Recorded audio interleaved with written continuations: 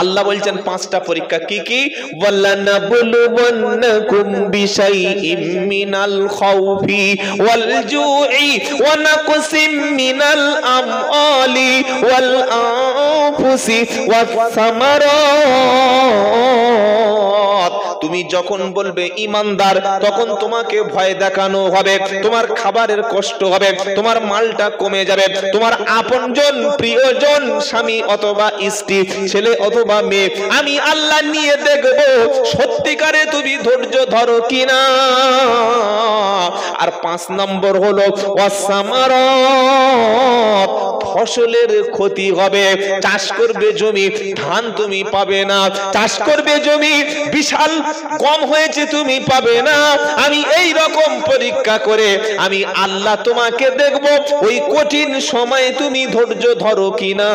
যখন একের পর এক বিপদ তোমার ঈমান আনার কারণে তোমার উপরে নেমে আসবে, তুমি দেখবে পাশের লোক বেনামাজি, পাশের লোক সুদখোর, পাশের বাড়ি বিশাল পয়সাওয়ালা, ওর কোনো বিপদ হচ্ছে না, তুমি জানো ভাববে না যে আল্লাহ মনে হয় ওর উপরে খুব রাজি, আল্লাহ ওকে সুখে রেখেছে, ওকে সম্পদ দিয়েছে, ওকে জমি দিয়েছে, ওর জায়গা দিয়েছে, ওর চাকরি দিয়েছে, ওর সুন্দর স্ট্যাটাস দিয়েছে, আর আমি নামাজ পড়ছি, হালাল খাদ্য খাচ্ছি, সত্য পথে আছি বলে আমার উপরে যত বিপদ আসছে আল্লাহ মনে হয় আমার উপরে রাজি না। এমনটি ভাবার কোনো কারণ নাই, কারণ ঈমান যার যত বেশি, বিপদ তার উপরে তত। যার ঈমান বেশি তার বিপদ, যদি বলেন যার ঈমান বেশি তার রোগ, যার ঈমান বেশি তার মুসিবত বেশি। এটা মাথায় থাকে যেন, যত বেশি ঈমান থাকবে তার তত বিপদ হবে। কারণ সবচাইতে কঠিন বালা, সবচাইতে বড় বিপদ আল্লাহ নবীদের দিয়েছিলেন। সুবহানাল্লাহ পাঠ করেন। আচ্ছা, নবীদের যদি কেউ মনে করে নবীরা পাপী, ঈমান থাকবে? নাউজুবিল্লাহ। নবীরা ভুল করতে পারে, নবীরা ভুল করেছেন, নবীরা গুনাহ করেছেন, নবীরা আল্লাহর হুকুমের বাইরে খেলাফ কোনো কাজ করেছে, সঙ্গে সঙ্গে ঈমান নষ্ট হয়ে যাবে। অথচ পৃথিবীতে এমন কোন নবী ছিল না যে নবীর শত্রু ছিল না। প্রত্যেকটা নবীর শত্রু ছিল। কি বলছেন আপনারা? সব নবীর শত্রু, সব নবীর জানের দুশমন ছিল। আর এই শত্রুরা কিন্তু কেউ ভালো মানুষ ছিল না। শুনছেন আপনারা? ওয়াকাদালিকা জাআল্লা লিকুল্লি নাবিয়িন আদুওয়াম মিনাল মুজরিমিন। এটা 19 পারা সূরা ফুরকানের একদম প্রথম পৃষ্ঠার শেষের দিকে আয়াতটা। কোরআন শোনাচ্ছে ওয়াকাদালিকা জাআল্লা লিকুল্লি নাবিয়িন আদুওয়াম মিনাল মুজরিমিন। পৃথিবীতে প্রত্যেকটা নবীর আমি আল্লাহ শত্রু বানিয়ে দিয়েছিলাম। আপনার তো শত্রু থাকবে, এটাই স্বাভাবিক। শত্রু যদি থাকে আপনি সঠিক পথে আছেন এটা বিবেচনা হবে। আল্লাহ বলছেন পৃথিবীতে প্রত্যেকটি নবীর আমি শত্রু বানিয়ে দিয়েছিলাম। মুসা নবীর শত্রু ছিল কি ছিল না? ছিল। মুসা নবীর শত্রু কে কে ছিল বলুন না? কি অবস্থা, কাদের সামনে বক্তব্য করছি আমি?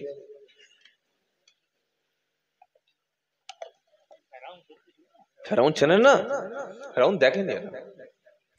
মোবাইলের যে ফেরাউনের পাল্লা পড়েছে, আর শত্রু চিনবে কি করে? কি বুঝলেন? এই বাবাজিরা, আল্লাহ ভাইরা, এত বড় পাওয়ারফুল ক্ষমতা ফেরাউন, আল্লাহ তাকে চুবিয়ে মেরে দিয়েছে। আল্লাহু আকবার, কত ক্ষমতা! মুসা নবীর শত্রুকে ফেরাউন বানিয়ে দিলাম, আর ইব্রাহিম নবীর শত্রুকে নমরুদ বানিয়ে দিলাম। আল্লাহ বলছেন প্রত্যেকটি নবীর যুগে তাদের শত্রু ছিল, আর এই শত্রুগুলো একটাও কিন্তু ভালো মানুষ ছিল না। কেউ ছিল মাতাল, কেউ ছিল দেশদ্রোহী, কেউ ছিল সন্ত্রাসী, কেউ ছিল চাঁদাবাজ, কেউ ছিল জালিম, কেউ ছিল মুশরিক। তারা নবীকে অত্যাচার করেছে, নবীর উপরে টর্চার করেছে, নবীর উপরে বিভিন্ন ভাবে মুসিবতে ফেলে দিয়েছে। আমরা নবীর আওলাদ, নবীদের রক্ত আমাদের শরীরে বহমান, আমরা নবীদের ফলো করি, তাই নবীর উপরে বিপদ এসেছে, আর নবীদের উত্তরসূরিদের উপর বিপদ আসবে না? আপনি যদি বলেন না আমি মডারেট মুসলিম, নামাজ পড়ি না, তবে শুকরের মাংসটা খাই না, কিন্তু আমি মুরগিটা সুদের টাকায় কিনে খাই। কি শুনছেন আপনারা? 1 জানুয়ারি অনুষ্ঠান হয় এলাকায়, গান বাজনা টুকটাক মোটামুটি। বাহ, আল্লাহ আপনাদের সবাইকে আরো উপরে তুলে দিন। কি বুঝলেন? 1 জানুয়ারি 31st নাইট ডে হবে। ফজরের সময় ডেকে বলছি ইমাম সাহেব 10 কেজি মুরগি জবাই করে দাও, 5 কেজি রুটি হবে, মানে আটা। কি বুঝলেন? হ্যাঁ, 5 কেজি ময়দার আটা দিয়ে রুটি হবে, 10 কেজি মুরগি হবে, সাথে এরকম 12টা রাম আছে। আল্লাহ বললে কি ব্যাপার হলো, কি হলো, কি হলো? বললে আল্লাহ কি হলো, মুরগি জবাই না করলে খাবো না, কিন্তু মালটা তো ছাড়বো না।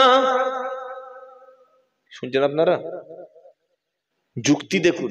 আহা, মালটা খাচ্ছে কিন্তু একদম পিওর বাংলা মাল খাচ্ছে। আর মুরগিটা কি জবাই করা ছাড়া ঝাটকা মাল খাওয়া যায়? ওটা খেলে পাপ, তাই ওটা জবাই করে নিয়েছি, মালটাতে অসুবিধা নাই। কি বুঝলেন? কিরকম হারাম করে একবার বুঝতে পারছেন তো? কত বড় পাপী লোক। বিয়েতে শ্বশুরের কাছ থেকে চেয়ে নেওয়া, চেয়ে নেওয়া কি বলছেন না কেন? জোর করে শ্বশুরের মাল বিয়ের সময় ডিমান্ড করে নেওয়া হালাল না হারাম? আরে নেবেন কি নেবেন না সেটা পার্সোনাল ব্যাপার, অন্তত হারামটা তো বলুন, সেটা কি হারাম?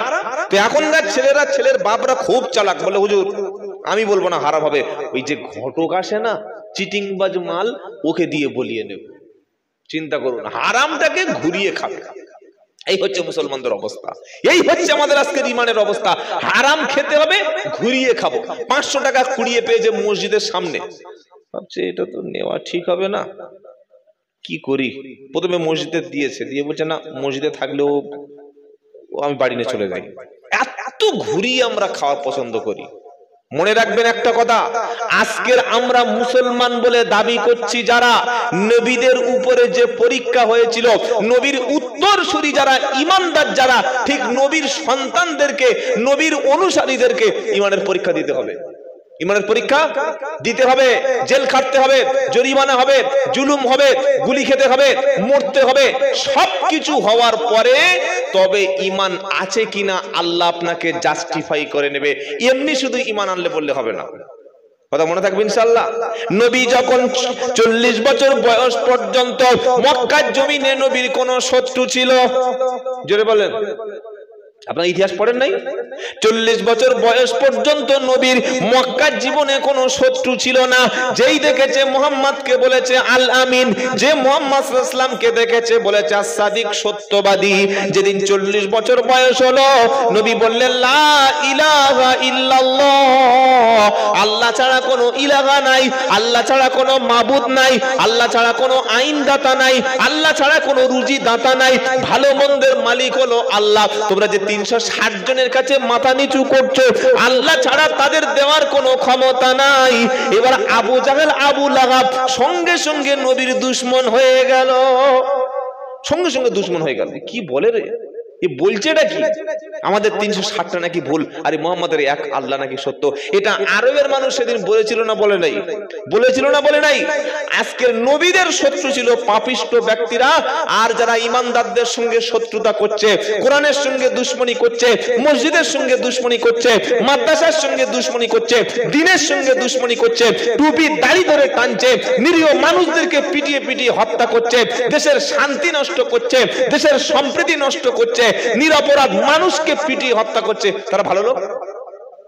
হ্যাঁ না বলেন, তারা ভালো লোক? যারা জঙ্গি হামলা করছে তারা দেশের ভালো চায়, তারা মুসলমানদের ভালো চায়, হিন্দুদের ভালো চায়, রাষ্ট্রের ভালো চায়? চায় না। আল্লাহ বলছেন নবীদের দুশমন ছিল পাপিষ্ট, বদকার, ফাসেক, দেশ বিরোধী, সমাজ বিরোধী, এই লোকগুলো নবীদের দুশমন ছিল। আর নবীদের পথে যখন তুমি হাঁটবে, তোমরা হাঁটবে, তোমরা ইমানদার নবীদের পথে থাকবে, তোমাদের শত্রু থাকবে কি থাকবে না? আরে হ্যাঁ না বলছেন না কেন? অত সহজ নয়। এই শত্রুদের মোকাবেলা করে তবে আপনাকে ওই জান্নাতের রাস্তা পর্যন্ত পৌঁছাতে হবে। শুধু রাতে উঠে 2টো তাহাজ্জুদ আর সিজদা দিয়ে জান্নাতে যাওয়া যাবে না। ইব্রাহিম নবীর কি পরীক্ষা একটু ছোট করে শুনে দিই। ইব্রাহিম নবী জন্ম নিয়েছেন মুশরিকের ঘরে। কার ঘরে? মুশরিক।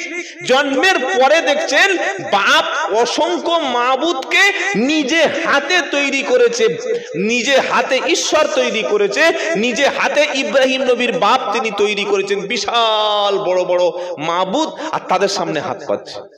আচ্ছা, যদি কোন ইমাম সাহেব বা বক্তা সাহেব বা মাওলানা সাহেবের বাপ খ্রিস্টান হয়, ইহুদি হয়, মুশরিক হয়, আপনারা কি বলেন বলুন তো? তো আচ্ছা চিটিং বাজলো, এর বাপটা খ্রিস্টান, বাপ ইহুদি, আর ও বড় হুজুর হয়ে গেল, আমরা বলবো কি বলবো না? নবী ইব্রাহিম জন্মের পরে দেখছেন নবী ইব্রাহিমের বাপের ঘরে রয়েছে অসংখ্য ভগবান, অসংখ্য খোদা, অসংখ্য মাবুদ, অসংখ্য ঈশ্বর, অসংখ্য ইলাহা। ইব্রাহিম নবী বাপকে বলছে, আব্বা এসব কি? বলছে কোন সব? বলি যেগুলো দেখছে এগুলো কি, এসব এগুলো কি বলো? বাপ বলছে, ছেলে এটা আমাদের ধর্ম, এ আমাদের বৃষ্টি দেয়, ও আমাদের পানি দেয়, ও আমাদের ঝড় তুফান থেকে বাঁচায়, আরেকজন আমাকে সন্তান দেয়, আরেকজন আমি অসুস্থ হলে সুস্থ করে দেয়। এই আর্গুমেন্ট চলছে ইব্রাহিম নবীর বাপের সঙ্গে ছেলের। বাপের সঙ্গে একটু উত্তর দেন আপনারা, বাপের সঙ্গে। আমরা অনেকে কি বলি, বাপ যা করেছে তাই করব, দাদা যা করেছে তাই করব, 14 পুরুষ যা করেছে তাই করব। এটা বড় মূর্খামি, এটা বড় ক্যান্সার। এ কথা বলা যায় না। আল্লাহ যেটা বলেছে সেটা করব, নবী যেটা করেছেন সেটাই করব ইনশাআল্লাহ। বলেন বাপ যা করেছে তাই করব। বাপ যা করেছে তাই করতে পারবেন? বাপ ইংলিশ জানতো না, আমিও ইংলিশ পড়বো না। বাপ স্মার্টফোন ব্যবহার করতো না, আমিও স্মার্টফোন ব্যবহার করব না। বাপ বাইক চালাতে পারতো না, আমি সাইকেল নিয়ে সব জায়গায় যাব। তাই তো নাকি? কি বলছেন? বাপ প্লেনে হজে যায় নাই, আমিও হেঁটে হেঁটে হজে যাব, আমিও পানি জাহাজে হজে যাব। বাপ যা করেছে তাই বললে হবে? বাপ প্রযুক্তি অতটা উন্নত ছিল না, বাপ ইংলিশ জানতো না, বাপ সায়েন্স জানতো না, বাপ কম্পিউটার জানতো না, আমি করবো না, বাপ যা করেছে তাই করবো, ওই বললে হবে? আল্লাহ কি বলেছেন, সমাজ কি বলছে, রাষ্ট্র কি বলছে, সভ্যতা কি বলছে, সায়েন্স কি বলছে, দেশ কি বলছে, প্রযুক্তি কি বলছে, কোরআন সুন্নাহর সঙ্গে যেটা মিলে যাবে সেটাই মেনে নেব। ইব্রাহিম নবী বাপ বলছে, আব্বা এগুলো কি? কাদেরকে তুমি মাবুদ বলে মানো? ইব্রাহিম নবীর বাপ বলছে, চুপ কর, এগুলো আমাদের রক্ষা করে, এগুলো আমাদের খাওয়ায়, এগুলো আমাদের বাঁচিয়ে রাখে, এগুলো আমাদের কথা শোনে। তো ইব্রাহিম নবী কি বলছে জানেন? ওয়াইদ ক্বালা ইব্রাহিমু লিআবিহি আযারা আতাত্তাকিদু আসনামান আলিহা ইন্নী আরাকা ওয়া কওমাকা ফি দালালিম মুবিন। ইব্রাহিম নবী বলল, আব্বা আমি দেখতে পাচ্ছি তুমি এবং তোমার দেশের মানুষ, তোমার দেশের জনগণ সকলে বিভ্রান্তের মধ্যে আছো, প্রকাশ্য গোমরাহের মধ্যে আছো। ওসব ছেড়ে দাও, ওসব রাস্তা ছেড়ে দাও, দিয়ে এক আল্লাহকে মেনে নাও। বাপ যদি মাতাল হয়, বাপ যদি খারাপ লোক হয়, বাপ যদি বদমাশ লোক হয়, বাপকে কিছু বলা যাবে কি যাবে না? বলা যাবে তো? তো কি করে বলবো? গলায় গামছা দিয়ে খুঁটিতে বেঁধে, তাই তো নাকি? হ্যাঁ, কিভাবে বলবো বলে? বাপ যদি সমাজ বিরোধী হয়, ছেলে নামাজ পড়ছে, বাপ মাল খাচ্ছে, ছেলে কোরআন পড়ছে, বাপ জেনা করছে, ছেলে নামাজি, আর একদম বাপ পুরো পিওর বদমাশ লোক। তোমার বাপের কাছে তুমি দাওয়াতটা পৌঁছে দাও, তাকে ভালো বলে দিনের রাস্তায় নিয়ে এসো, ভালো বলে মসজিদের কাছে নিয়ে এসো, তবে আনার সময় সৌজন্যটা যেন রাখবে, খারাপ আচরণ করবে না, আজে বাজে কথা বলবে না, গালাগালি যেন করবে না, বড় ছোট কথা বলবে না, ভদ্রতার সঙ্গে তুমি দাওয়াত দেবে। তোমার দাওয়াতে যেন বাপ কষ্ট না পায়, বাপের জন্য দোয়া করো, মায়ের জন্য দোয়া করো, আত্মীয় স্বজন যারা দিন থেকে দূরে সরে গেছে তাদের জন্য দোয়া করো। এবার ইব্রাহিম আলাইহিস সালাম তার বাপকে বলছে, ইয়া আবাতি ইন্নী কদ জাআনি মিনাল ইলমি মা লাম ইয়াতিকা ফাত্তাবিনি আহাদিকা সিরাতান সাবিয়্যা। আগে যে আয়াতটা বলেছি ওটা সূরা আনআমের আয়াত, আর এই যে কথাটা ইব্রাহিম নবী তার বাপকে বলছেন এটা সূরা মারিয়ামে আছে। ইব্রাহিম নবী বাপকে কি বলছে? ইয়া আবাতি ইন্নী কদ জাআনি মিনাল ইলম, ও আমার আব্বা, ও আমার পিতা, ও আমার বাবা, আমার কাছে আল্লাহর পক্ষ থেকে যে জ্ঞান এসেছে, যে ইলম এসেছে, তুমি সেটার অনুসরণ করো। সুবহানাল্লাহ বলুন।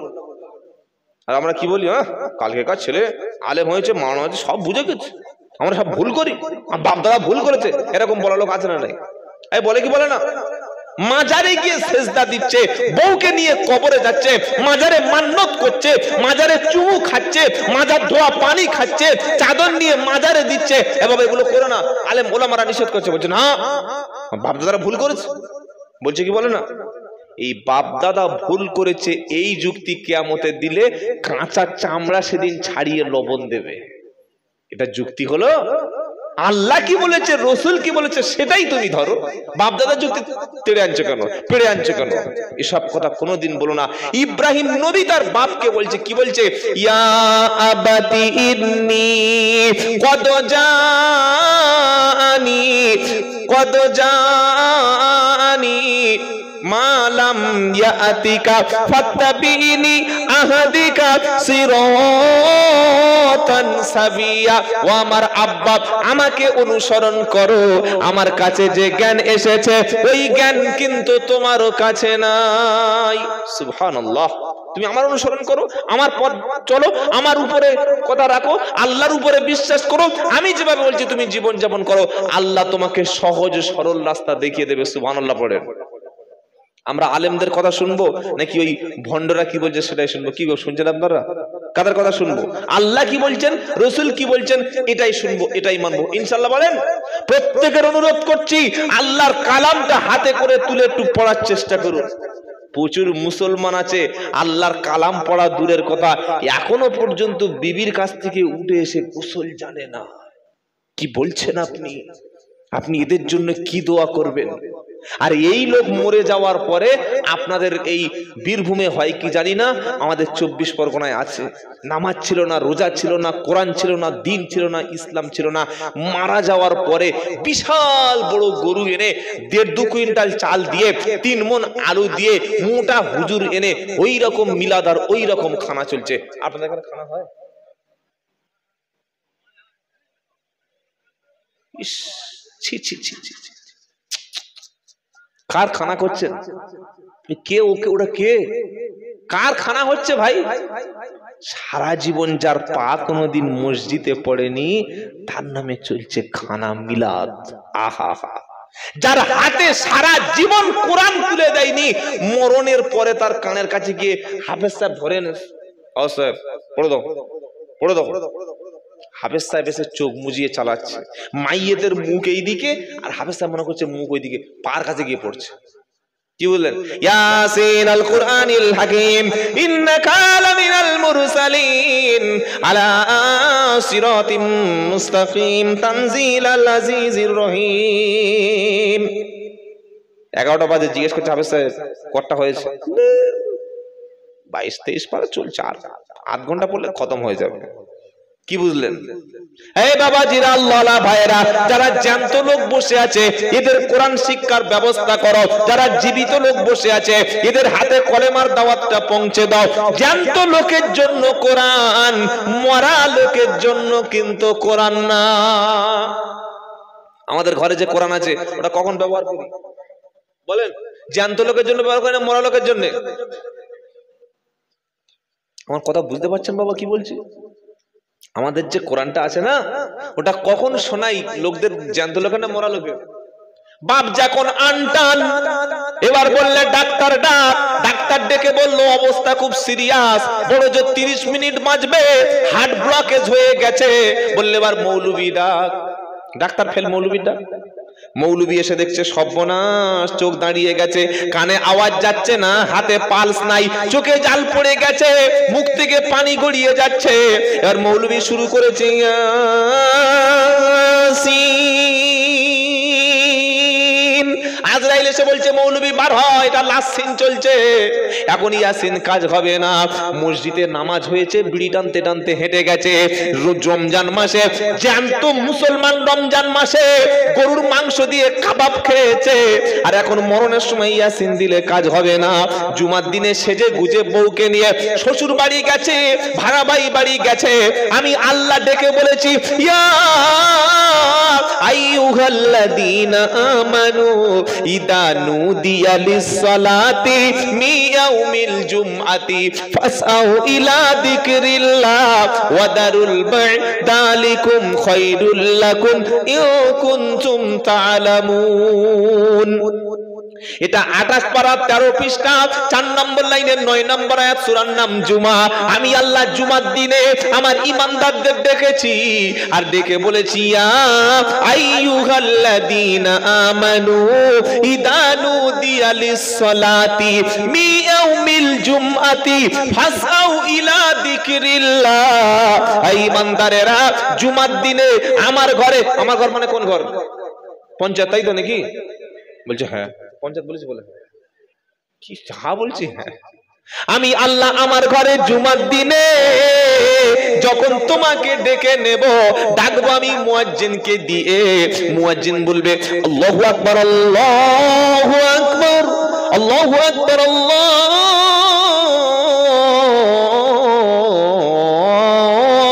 আকবার। সঙ্গে সঙ্গে তোমার ব্যবসাটা বন্ধ হবে, তোমার চাকরিটা হোল্ড হয়ে যাবে, তোমার দোকানের শাটারটা পড়ে যাবে। ওযু করে গোসল করে উত্তম পোশাক পরে তুমি সামনে বসবে আর ইমাম খুতবার সময় ঝিমিয়ে পড়ে যাবে, তাই তো নাকি?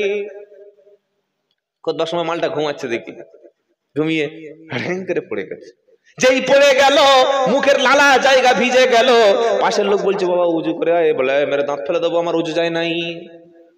কি চিটিংবাজ বুঝতে পারছো? চিটিংবাজ দেখেছো কোনোদিন? আবার কি হলো? এই বাবাজিরা মসজিদে পড়ে গেছে ঘুমিয়ে, ওযু গেছে না আছে? ওযু চলে গেছে, ঘুমিয়ে পড়ে। ওযু ভাঁড় কয়েকটা কারণ শোনেন।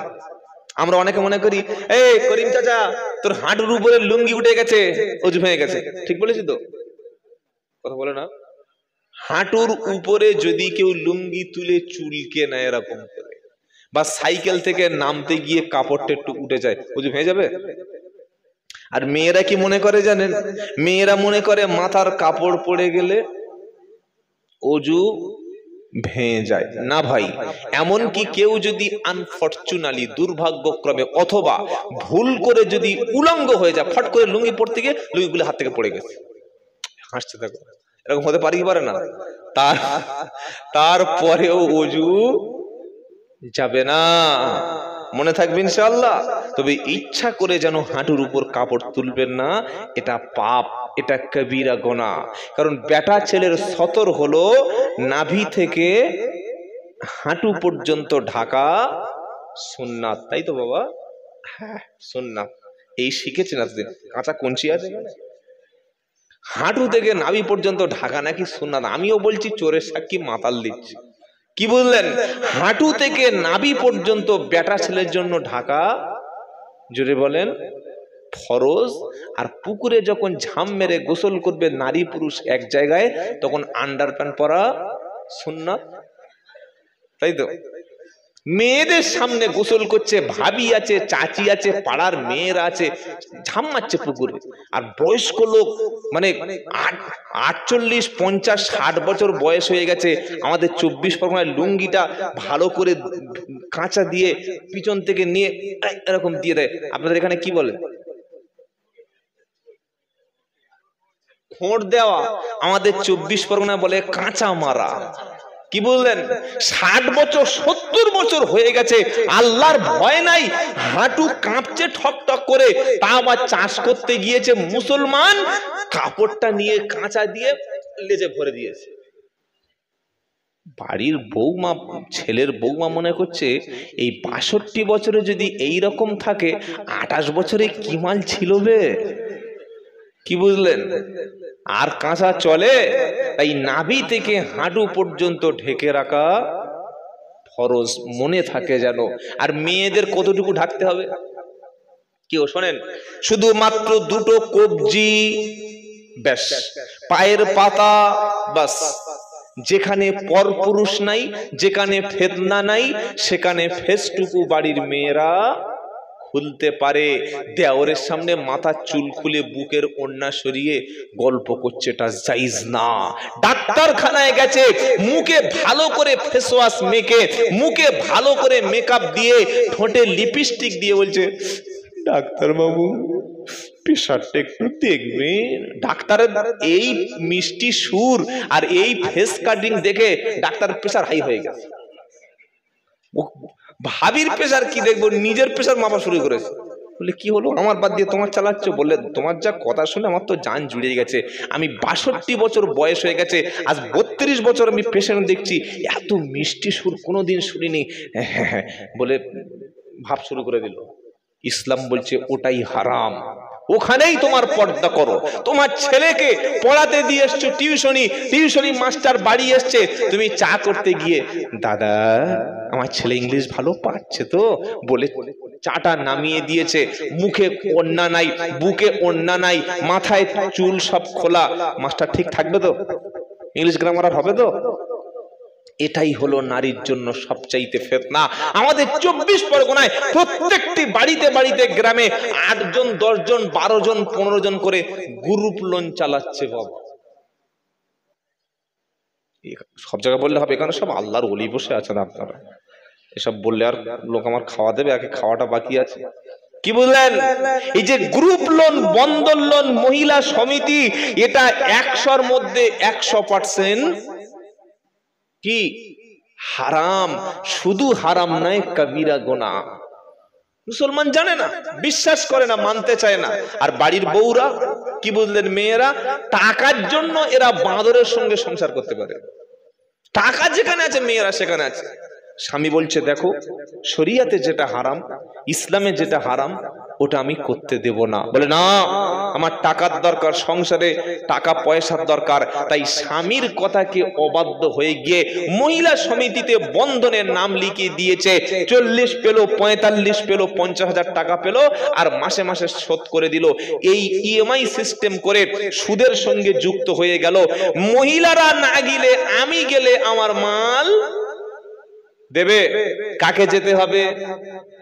কাকে যেতে হবে? ভাবিকে। হ্যাঁ, বুড়ি মেয়ে গেলে চলবে না, কুচি কুচি চাই। হুজুর গেলে হবে না, হুজুরের বউটা চাই। বউ না গেলে বন্ধনের মাল পাবে না। তার মানে কি করলাম? আমার বউটাকে বন্ধক রেখে আমি সংসারটা চালিয়ে নিলাম। আমার ঈমান আছে বলে মনে হচ্ছে। নবী বলেছেন সুদের সবচাইতে, তবে এটা এখানে বন্ধন চলে আছে নাকি?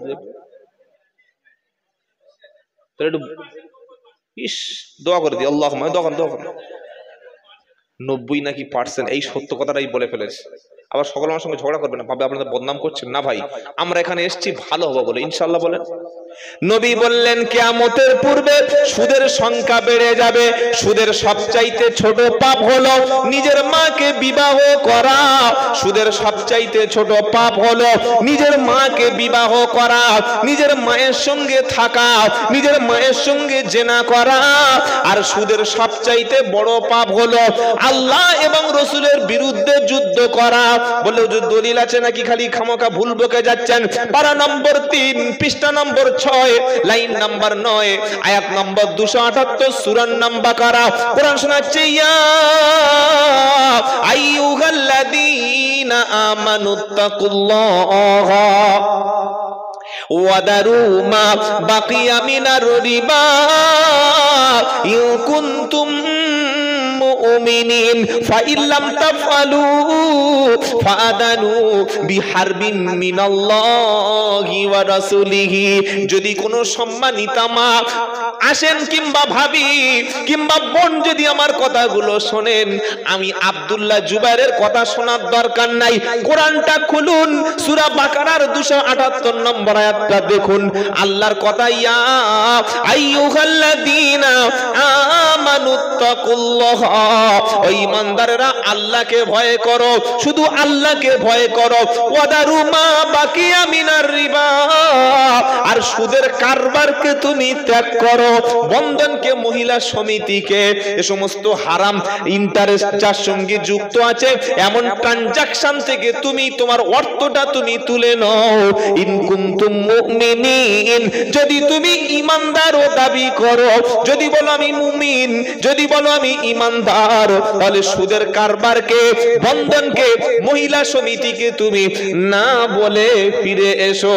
আর যদি বলো না ওসব ছাড়া যাবে না, কোরআন শোনাচ্ছে ফাইল্লাম তাফআলু ফাআদানু বিহারবিন মিনাল্লাহি ওয়া রাসূলিহি, যদি তুমি সুদ না ত্যাগ করো, হারাম অর্থ উপার্জন থেকে যদি তুমি নিজেকে বিরত না রাখো, কোরআন শোনাচ্ছে আল্লাহ বলছে তাহলে ডাইরেক্ট চলে আসো, আমি আল্লাহ এবং রাসূলের বিরুদ্ধে তুমি যুদ্ধের জন্য তৈরি হও। সুদের সবচাইতে ছোট পাপ কি বলেছি? নিজের মাকে বিয়ে করে সংসার করা। আর সুদের সবচাইতে বড় পাপ হলো তরবারি নিয়ে, অস্ত্র নিয়ে আল্লাহ এবং রাসূলের বিরুদ্ধে যুদ্ধে নেমে যাওয়া। মুসলমানের ঘরের ছেলেরা মেয়েরা আল্লাহ রাসূলের বিরুদ্ধে যুদ্ধ করছে, আর আপনি বলছেন এই মুসলমানদের উপরে রহম হয় না কেন? তাই বাঁচতে চাইলে বাবা সুদের কারবার আমরা তওবা করে ছেড়ে দেবো ইনশাআল্লাহ। বলেন বেটা ছেলেদের সতর বলেছি নাভি থেকে হাঁটু, আর মেয়েদের দুই হাতের কবজির এটুকু খোলা যাবে, বাইরের পায়ের পাতাটুকু খোলা যাবে, পরপুরুষের সামনে মুখ খোলা যাবে না। অনেকে বলবেন হুজুর তোমাদের মৌলবীদের বড্ড বাড়াবাড়ি, এই গরমে কেউ বোরকা পরে। কি শুনছেন আপনারা? গরমে মানুষ হাঁস ফাঁস আর কালো বোরকা পরে হাঁস ফাঁস, কি ধরনের ইসলাম বুঝতে পারলাম না। আল্লাহ বলছে বোরকাটা, হিজাবটা আমি নারীকে ঢাকতে বলেছি তার প্রোটেকশনের জন্য, সেভ করার জন্য, বাঁচানোর জন্য, তাকে নিরাপত্তার জন্য।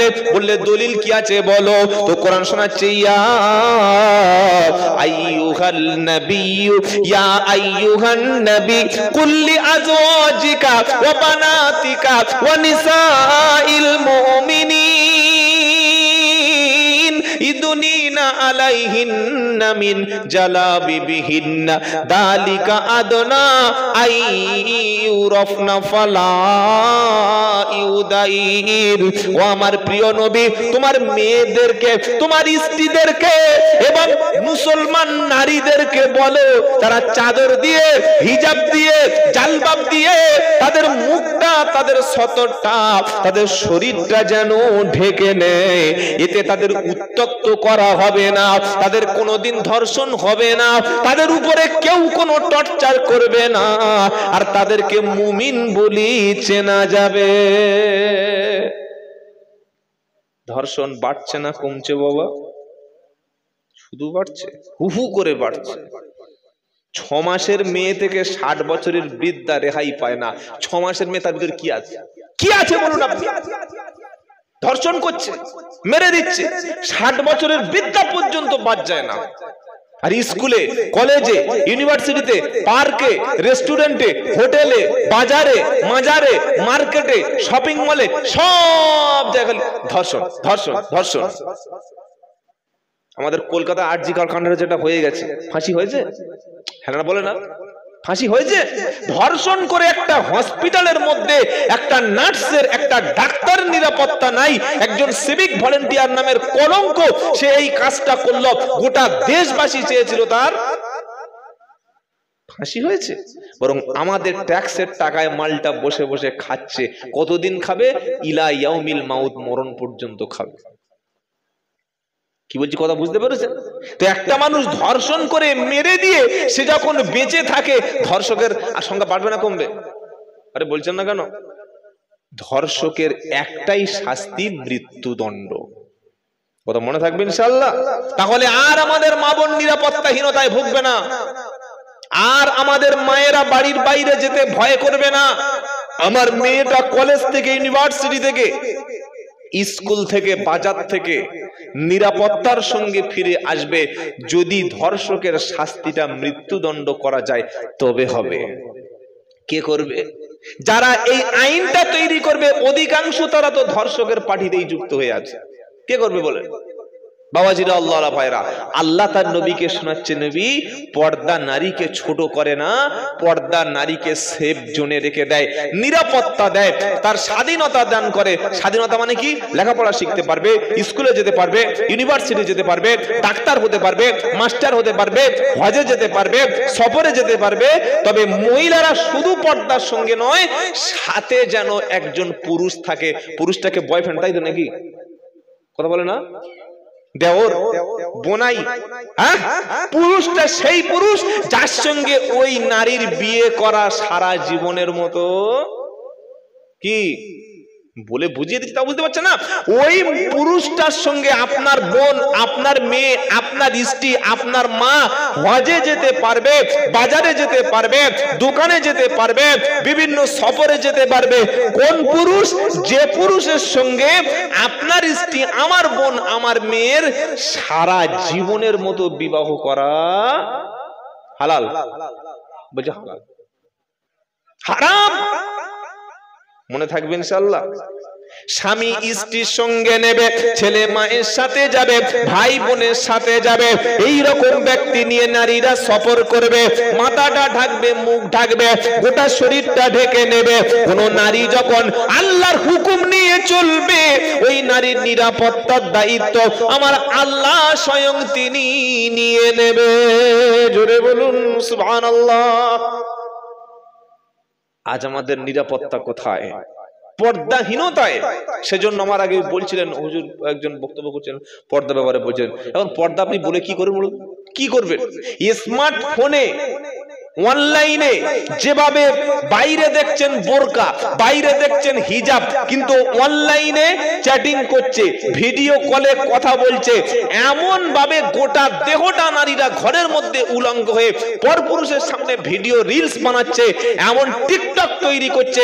আপনি বাইরে দেখলে মনে হবে যেন রাবেয়া, আর ভিতরে দেখলে পুরো একদম বুঝে নাও রাস্তা থেকে যাচ্ছে, পাড়াছেরা বলছে এই টিকটক ভাবি যাচ্ছে। কি ভাবি বলো? টিকটক ভাবি। তখন ওর আব্বা বলছে টিকটক ভাবি মানে কি, হস করেছে? বলছে না বাবা, হস করেছে। টিকটক বোঝো না? তাহলে কি একটু দেখা। ও সর্বনাশ, ওই বোরকা পরা মেয়েটা টিকটক ভিডিও দেখছে, কোমর আর বুক দুলিয়ে কাপড় সরিয়ে তখন ধেড়িং ধেড়িং ধেড়িং ধেড়িং করে লাফাচ্ছে। তখন বয়স্ক লোকটা বলছে আস্তাগফিরুল্লাহ বাবা, দেখিস না বাবা, ওযু নষ্ট হবে। বললে আমরা ওযু করি না, তা নষ্ট হবে করতে গেলে। বাইরে দেখলে হিজাব, বাইরে দেখছে মাথায় কাপড়, সমাজে ভালো পোশাক সেজেছে, আর ঘরে বসে মেয়েরা রিলস ভিডিও বানাচ্ছে, টিকটক ভিডিও বানিয়ে আপলোড করে লক্ষ লক্ষ টাকা ইনকাম করছে। ই আবার মুসলমানের ঘরের মেয়ে। কি এগুলো হচ্ছে কি হয় না? আপনি কাকে বলবেন? বক্তব্য কার কাছে শোনাবেন? ও আমার কথা 4 পয়সা দাম দেবে? আমার স্বামীর কথা শোনান তো আমার কথা শুনতে যাবে কেন? তাই আমি বলি, বিয়ে বাড়িতে আর মরা বাড়িতে মেয়েদের কোনোদিন ভুল করেও পাঠাবেন না। কটা বাড়িতে? এক বিয়ে বাড়িতে ওখানে মেয়েদের পর্দার কোনো কারবার থাকে না, যে যত সাজতে পারে ওখানে সেজে যায়। আর একটা হলো বিয়ে মরা বাড়িতে, ওখানেও নারীরা কোনো পর্দার অবস্থা রাখে না। আল্লাহর নবী সাল্লাল্লাহু আলাইহি সাল্লাম বলেছেন, এমন দুটো উম্মত আসবে যাদেরকে আমি কখনো দেখি নাই। তারা কারা? এক হচ্ছে যারা হাতে চাবুক নিয়ে থাকবে, বাজারে গিয়ে মানুষকে কারণ অকারণে অত্যাচার করবে। আরেকটা উম্মত আসবে যারা একদম বিনা হিসেবে জাহান্নামে যাবে। তারা কারা? যারা পরপুরুষকে আকৃষ্ট করার জন্য পোশাক পরে। আমাদের মেয়েরা পোশাক, ভালো পোশাক কখন পরে? বাড়ির মধ্যে পরে না বাইরে যাওয়ার সময় পরে? আরে বলছেন না কেন? বাড়ির মধ্যে যখন থাকবে, দাঁতে কি আছে, মাথায় কি আছে, শরীরে গন্ধ, পুরাতন পোশাক, এমন পোশাক যার কোনো দাম নাই, স্বামীর কাছে কোনো মর্যাদা নাই। আর একটু পরে বাইরে যাওয়ার কথা বলুন, আধ ঘন্টা এখন সাজগোজ করবে। নবী বললেন জাহান্নামে যেতে হবে।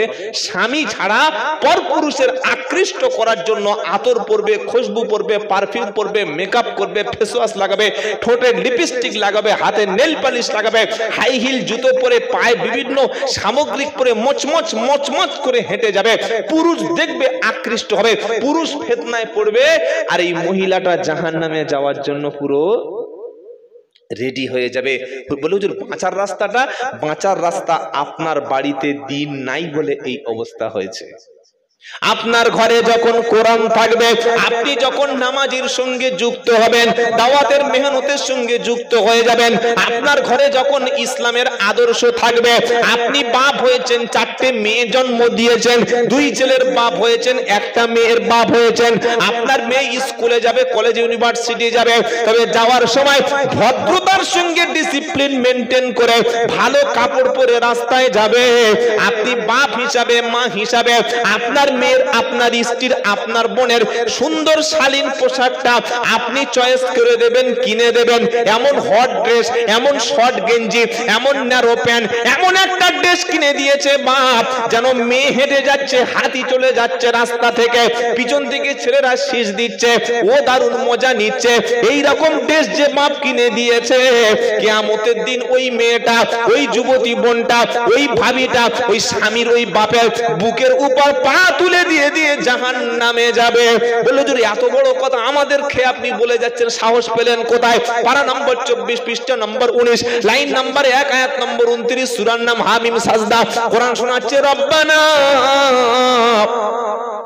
আরিনাল্লাযাইনি আযাল্লানা মিনাল জিন্নি ওয়াল ইনস নাজআলহুমা তাহতা আকদামিনা লিয়াকুনা মিনাল আসফালিন। মানুষ যখন জাহান্নামে যাবে, আল্লাহর কাছে বলবে, ও রব্বুল আলামিন, আল্লাহ, আমি নোংরা কাপড় পরতাম, আমি হট ড্রেস পরতাম, আমি বয়ফ্রেন্ড নিয়ে রাস্তায় ঘুরতাম, আমি একাধিক ছেলের সঙ্গে সম্পর্ক রেখেছিলাম, আমি বেটা ছেলে মদ খেয়েছিলাম, আমি বেটা ছেলে জেনা করেছিলাম, আমি আমার বাপের সন্তান, আমি নামাজ কি জানতাম না, কোরআন কি জানতাম না, হালাল হারাম কোনটা আমি বুঝতাম না, কেউ আমাকে হারাম খেতে নিষেধ করেনি, মদের হাত থেকে কেউ বাঁচিয়ে আনেনি, আমার বাপ তো কোনোদিন বলেনি, আমার সমাজের বড় নেতা কোনোদিন আমাকে বলেনি, আমার মা আমাকে কোনোদিন পর্দার সঙ্গে চলতে বলেনি, আমি ভুল পথে হেঁটেছিলাম, ভুল রাস্তায় গিয়েছিলাম, ভুল খাবার খেয়েছিলাম, আমি অন্যায় করেছি, আমি সমাজ বিরোধী কাজ করে জাহান্নামের আগুনে চলে এসেছি।